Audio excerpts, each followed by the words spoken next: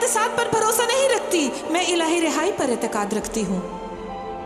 मैंने एक मुत्तकी मुसलमान घराने में जन्म लिया और खुदा के पास मेरे लिए मंसूबे थे, शानदार मंसूबे। मैं मौत के दहाने पर थी, मैं खुदकुशी करने का सोच रही थी। यीशु ने खुद को मुझ पर जाहिर किया और उसने मुझे नई जिंदगी अता की। अगर आप मेरे साथ दुआ करें और मेरे साथ एतकाद रखें तो खुदा आपको नई जिंदगी बख्शेगा। यीशु एक हकीकत है, वो जिंदगी को तब्दील करता है, वो तकदीर को बदल देता है, वो कौम को तब्दील करता है और उसकी कौम सारे जहां को बदल सकती है।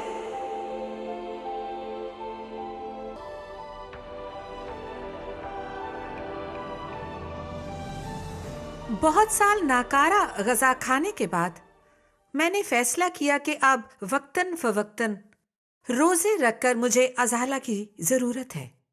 ये सिर्फ बदनी वजह से रोज़ा रखने की नहीं बल्कि रूहानी वजह से रोज़े की बात है। और मैंने देखा कि खुदा ने मेरे दिल और ज़िंदगी से उन चीज़ों को जिनसे मैं लाइल्म थी निकालना शुरू किया जो अशद ज़रूरी था। और मुकद्दस दानियाल 3 हफ्ते का रोज़ा रखा और दानियाल की किताब के आगाज़ में ही जिक्र है कि उसने उन ख़ास खानों से इनकार किया क्योंकि वो सादा ग़िज़ा खाना चाहता था। उसने देखा कि महल में जो ख़ास खाने चुने जाते हैं वो उसके लिए ठीक ना थे, क्योंकि उसने उनकी दखल अंदाजी को ना कहना सीखा, क्योंकि वो जानता था कि बासूल जिंदगी खुदा की जिंदगी को जन्म देती है। वो जानता था। और दानियाल जैसे आदमी ने जब कुछ बातों में ना कहना शुरू किया तो उसने उसके फायदे को देखा। और मेरे पसंदीदा अबवाब में से जो है वो एक दानियाल 10 बाब है, जब एक फरिश्ता ने उस पर जाहिर होकर कहा, क्योंकि जिस रोज से तूने दिल लगाया कि समझे और अपने खुदा के हजूर आजी करे, तेरी बातें सुनी गई और तेरी बातों के सबब से आज मैं यहां आया हूं। शुरू ही से मुकद्दस दानियाल रूहानी अज़ाले को जानता था। और आज मैं मशवरा देती हूँ कि अमेरिकी चर्च को रूहानी अज़ाले की ज़रूरत है, क्योंकि हमारे निज़ाम में बहुत नकारा चीज़ें हैं और बाज़ औक़ात हम खुद निज़ाम में नकारा चीज़ें डालते हैं। बाज़ औक़ात हम लोगों को ऐसा करने की इजाज़त देते हैं और वो खुदा के लोग नहीं होते, लेकिन बहुत कुछ आला रूहानी तौर पर चल रहा है और लोग मुनादी करते हैं कि आप मुस्बत जिंदगी कैसे पा सकते हैं या 5 दर्जात की मुस्बत सोच रखना। और लोगों, ये नई दौर की चीज है। अगर आप में मसीह की अक्ल है तो आपको मुस्बत सोच के लिए 5 इक़दाम की जरूरत नहीं, क्योंकि आप में मसीह की अक्ल है। और हम अपने दरवाजों को यहां तक कि मसीह के बदन को जादूगरी जैसी नई दौर की चीज के लिए खोलते हैं। और क्योंकि वो कलाम के हवाले देते हैं इसलिए हम भला सुनकर देखते और जानते नहीं। क्या आपको इल्म है कि जहर में 90% खुराक होती है और 10% जहर, और वो आपको हलाक करता है। और आज खुदा के एहतराम के लिए रूहानी सफाई की खातिर बेआस है। खुदा के लिए मुतबर्रक होना तन्हा होना नहीं, बल्कि उसका मतलब ये है कि हमारी दिली तवज्जो, हमारा ध्यान, हमारी सोच का अंदाजा, हर सोच, हर एहसास खुदा और खुदा तरसी पर हो। और आज हमें अपनी जिंदगी में ऐसी ही सफाई की जरूरत है।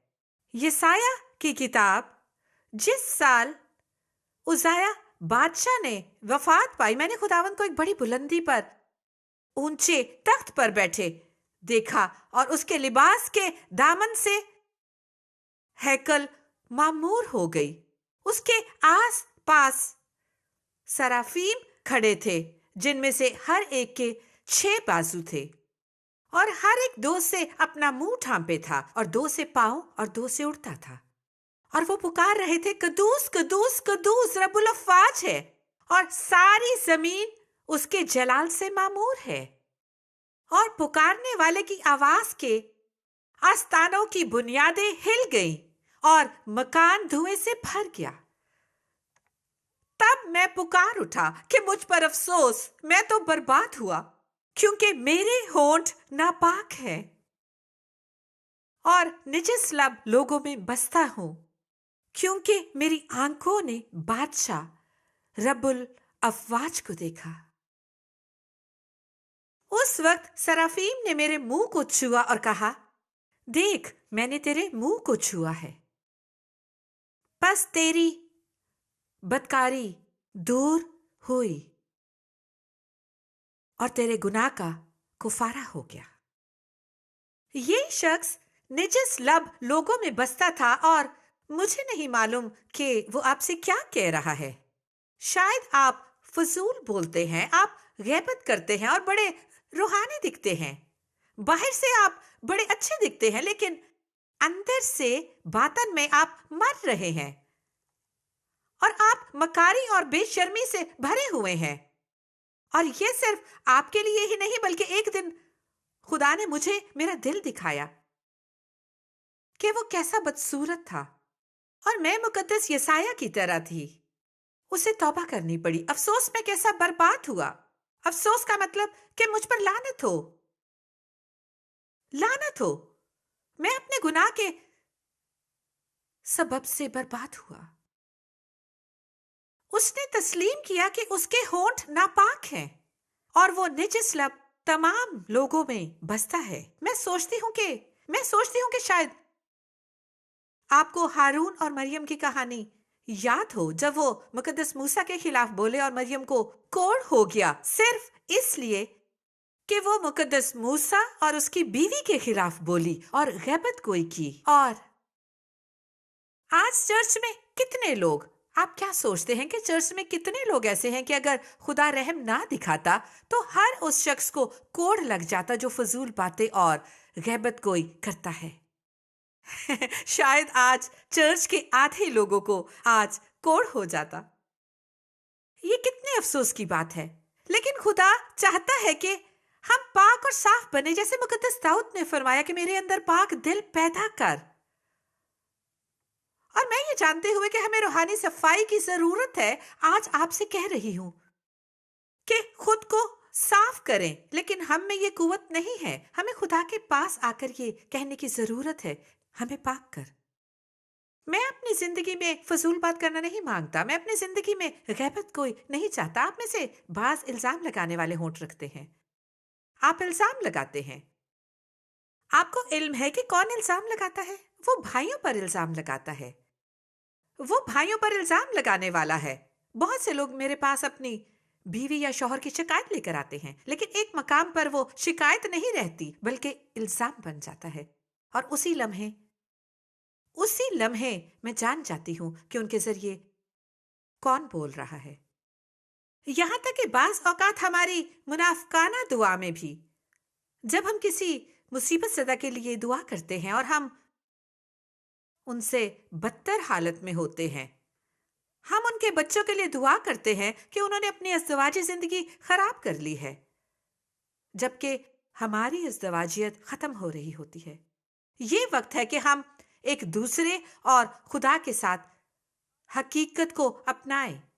इस्लाम से मसीहत को कबूल करने की इब्तदाई दिनों में मुझे याद है कि खुदा ने मेरे अंदर कितनी चीजों को साफ किया। एक ऐसे मजहब से आते हुए जहां झूठ और धोखे का राज है।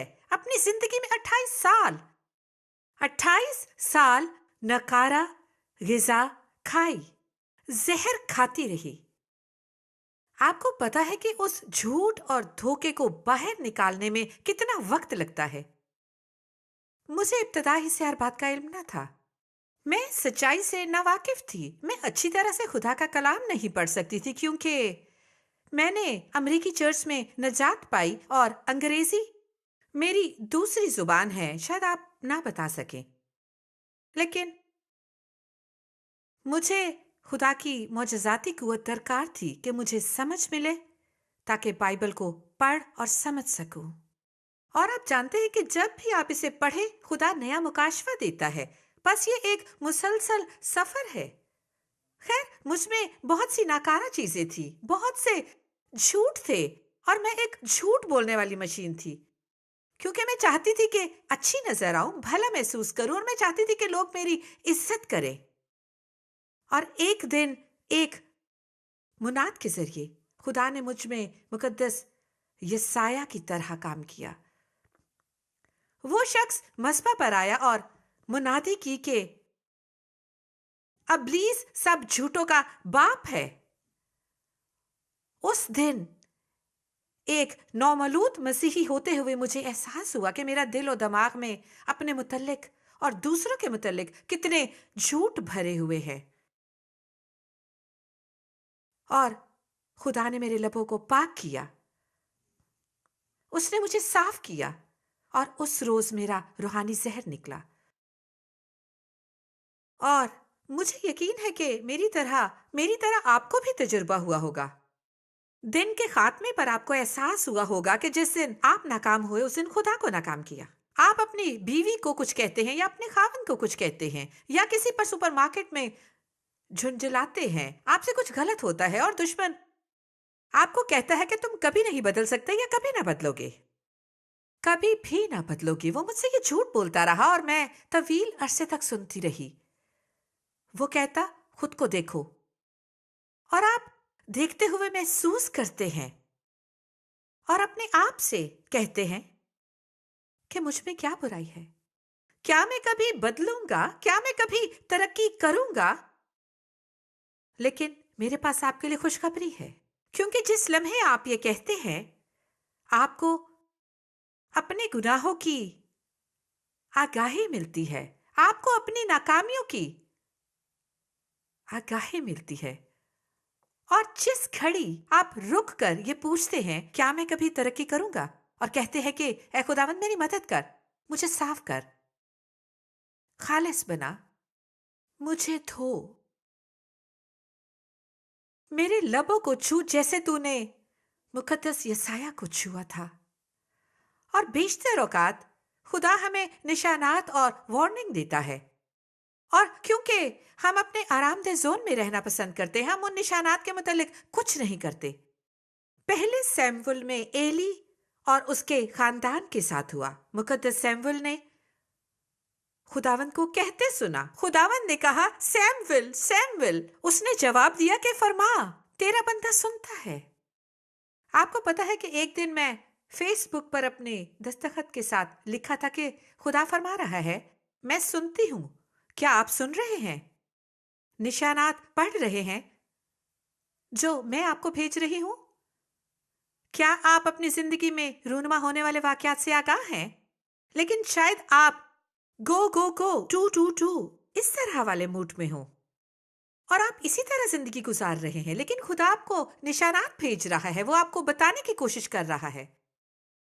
کیا آپ اس سے چوک تو نہیں رہے جو وہ بتانے کی کوشش کر رہا ہے؟ اور ادھر ہم اس چھوٹے بچے کو دیکھتے ہیں کہ وہ کہتا ہے کہ اے خداوند فرما، تیرا بندہ سنتا ہے، تیرا بندہ سنتا ہے، فرما اور مجھے بتا۔ اور پھر خدا اسے بتاتا ہے کہ وہ ایلی کے گھرانے سے کیا کرنے کو ہے۔ آج اس کا اطلاق چرچ پر بھی ہوتا ہے۔ وہ فرماتا ہے کہ وہ ایلی اور اس کے بیٹوں سے خوش نہیں، وہ گناہ کرتے ہیں اور میں ان کے گناہ سے واقف ہوں، اور ان کا باپ ایلی اس کے متعلق کچھ بھی نہیں کرتا، جبکہ وہ اسرائیل کا کاہن ہے۔ روحانی رہنما ہوتے ہوئے وہ سب سے بڑے رتبے کا مالک ہے، وہ سب سے بڑے رتبے کا مالک ہے، اور وہ جانتا ہے کہ اس کے بیٹے اپنے گناہوں سے ہیکل کو بدنام کرتے ہیں، اور وہ کچھ نہیں کرتا، کچھ بھی نہیں، وہ انہیں ڈانٹتا نہیں۔ کلام فرماتا ہے کہ اس نے صرف یہ کہا میرے بیٹوں یہ نہ کرو۔ میں جانتی ہوں کہ والدین بچوں کو کہتے ہیں کہ ایسا نہ کرو، لیکن ان کے کہنے تک بچے سب کچھ تباہ و برباد کر دیتے ہیں۔ اوہ یہ نہ کرو، پلیز ایسا نہ کرو۔ نہ کوئی تربیت، نہ ہی کوئی تعلیم۔ میں بھی ایسی ہی والدہ تھی۔ میں نے جب مسیح کو قبول کیا تو میری بیٹی 4 سال کی تھی، اور اس کی تربیت کرنا سیکھنے میں مجھے مزید 2 سال اور لگے۔ میں بڑی آزاد خیال تھی، اوہ اس کو سب کچھ کرنے دو۔ اور پھر میں نے پرورش کرنے کی تربیت لی اور میں نے سیکھنا شروع کیا کہ کس طرح خدا کامل باپ ہے اور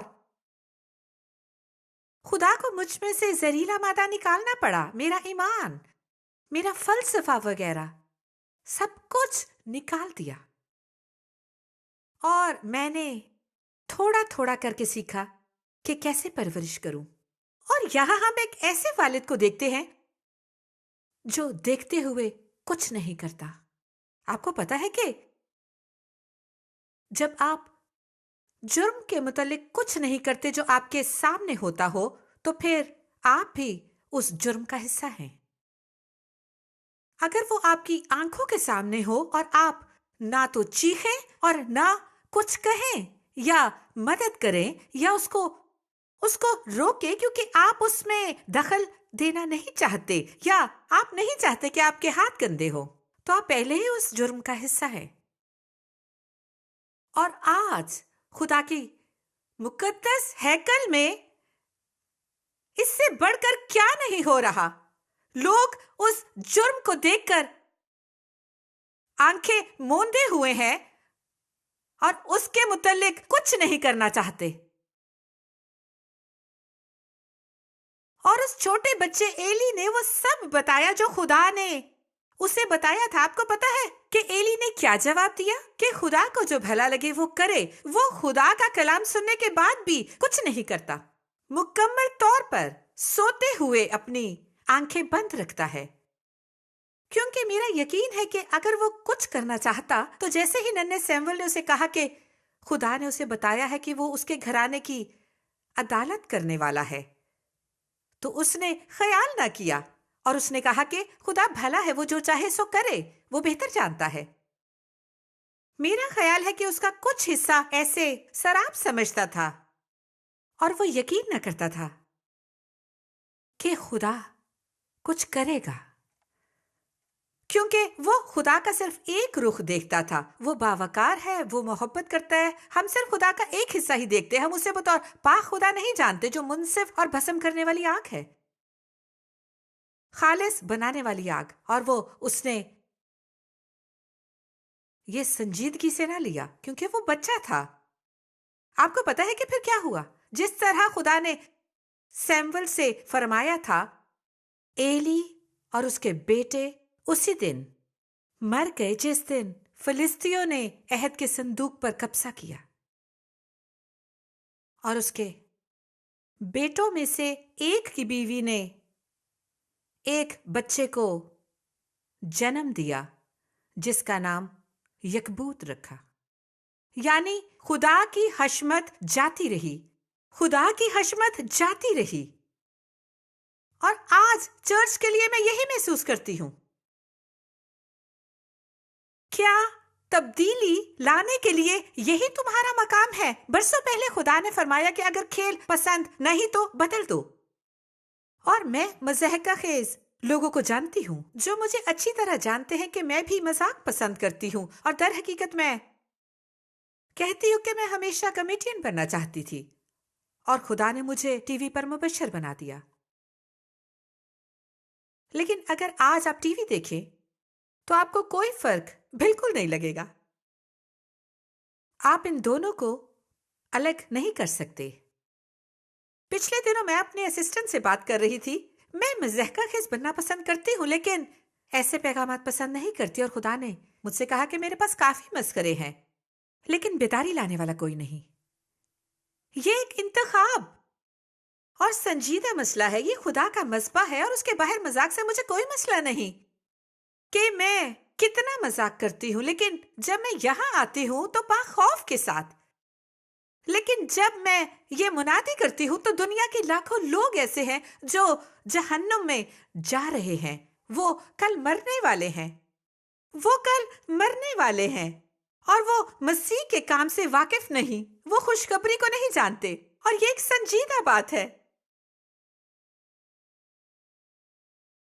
مجھے ایسے پیغام کی منادی کرنا پسند نہیں. میرے پاس منادی کے لیے کوئی اور بات ہے. میں غیر محفوظ اور مایوس عورتوں کی فریڈم کانفرنس میں تھی، اور آزاد ہونے کے لیے دوسروں کی مدد کرنا اچھی بات ہے. ہمیں ضرور دوسروں کی مدد کرنی چاہیے. لیکن اس وقت ہم بری شکل میں ہیں. خدا اپنے گھر کو صاف کرنا چاہتا ہے کیونکہ وہ نہیں چاہتا کہ ہم پیسے بنانے کی خاطر چرچز میں اس طرح کے 40 منٹ کے پروگرامز میں مذاق، رسومات اور تفریح کرتے پھریں، پیسے بناتے پھریں. آج وہ اپنے چرچ سے رنجیدہ ہے اور وہ کچھ رد و بدل کرنا چاہتا ہے، تھوڑی صفائی اور تھوڑا روحانی ازالہ،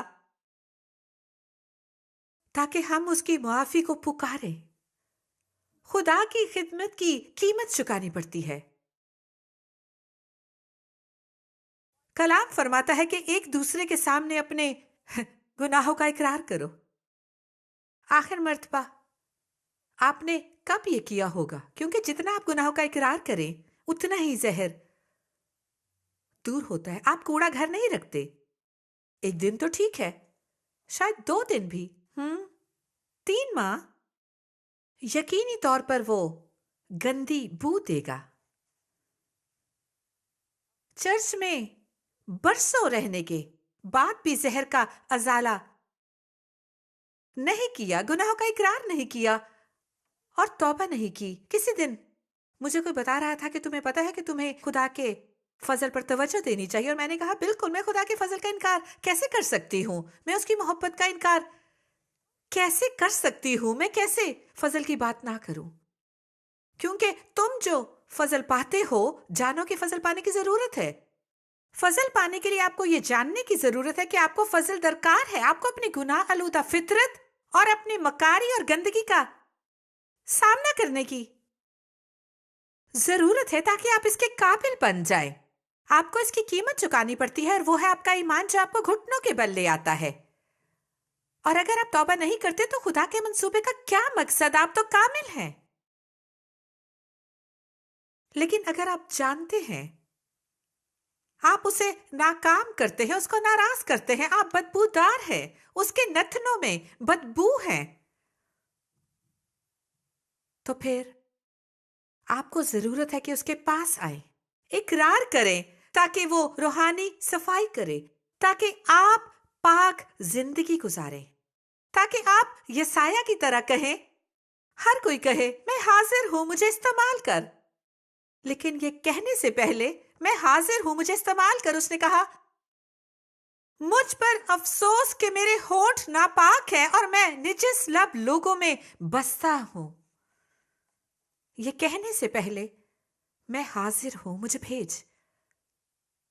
اس نے کہا مجھے معاف کر، اور خدا کی حضوری نے ایسا کر دیا. کسی نے بزبا سے نہ پکارا، اس نے پاک حضوری دیکھی، اسے پاک حضوری کا تجربہ ہوا، اور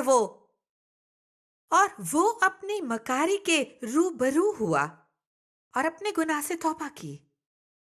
اور جس لمحے فضل ہوا اسی لمحے اس کے لیے امید تھی.